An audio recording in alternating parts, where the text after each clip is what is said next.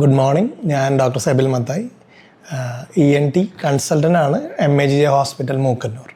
അപ്പോൾ ഞാൻ ഈ വീഡിയോയിൽ പറയാൻ ഉദ്ദേശിച്ചത് ബേസിക്കലി ഒരു റയർ കേസിനെ പറ്റിയിട്ടാണ്. അപ്പോൾ ഞങ്ങളുടെ OPDയിൽ ഒരു കുട്ടി, 16 വയസ്സുള്ള ഒരു ആൺകുട്ടി മൂക്ക് തടസ്സമായിട്ട് വന്നു. അതേ തുടർന്ന് ഞങ്ങൾ എൻഡോസ്കോപ്പി ചെയ്തു. എൻഡോസ്കോപ്പി ചെയ്തപ്പോൾ ഒരു മൂക്കിൽ, വലത്തെ സൈഡിലെ മൂക്കിൽ ഒരു പല്ല് വളരുന്നതായിട്ട് കാണാനായിട്ട് സാധിച്ചു. അങ്ങനെ ഞങ്ങൾ പേഷ്യൻറ്റിൻ്റെ അച്ഛനോട് അമ്മയോട് പറഞ്ഞ് ബോധ്യപ്പെടുത്തി.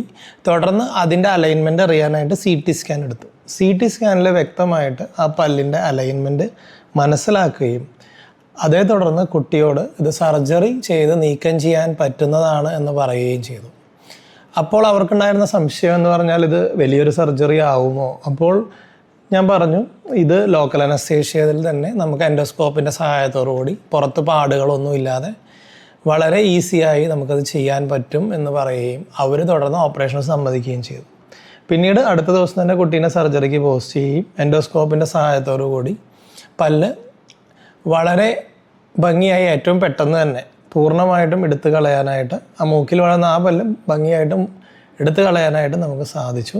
അപ്പോൾ ആ പല്ല് ഞാൻ ആക്ച്വലി നിങ്ങളെ കാണിക്കുകയാണ്. അപ്പോൾ ഇങ്ങനൊരു കേസ് വന്നപ്പോൾ നമ്മൾ ഇൻ്റർ ഡിപ്പാർട്ട്മെൻറ്റുകളും ഓറോമാക്സിലോഫേഷ്യൽ സർജന്മാരോടും ഒക്കെ ഞാൻ ഡിസ്കസ് ചെയ്യുകയുണ്ടായി. പ്രധാനമായിട്ട് എടുത്ത് പറയുന്നത് doctor Albin, dental doctor Baiju sir, പിന്നെ OMFSലെ ഡോക്ടർമാരായിട്ടുള്ള ഡോക്ടർ നവീൻ, ഡോക്ടർ ഷമീം, പിന്നെ രാജു ജോർജ് എന്നിവരുടെ ഒപ്പീനിയൻസും ഞാൻ ഇതിനു മുൻപായിട്ട് എടുത്തിരുന്നു.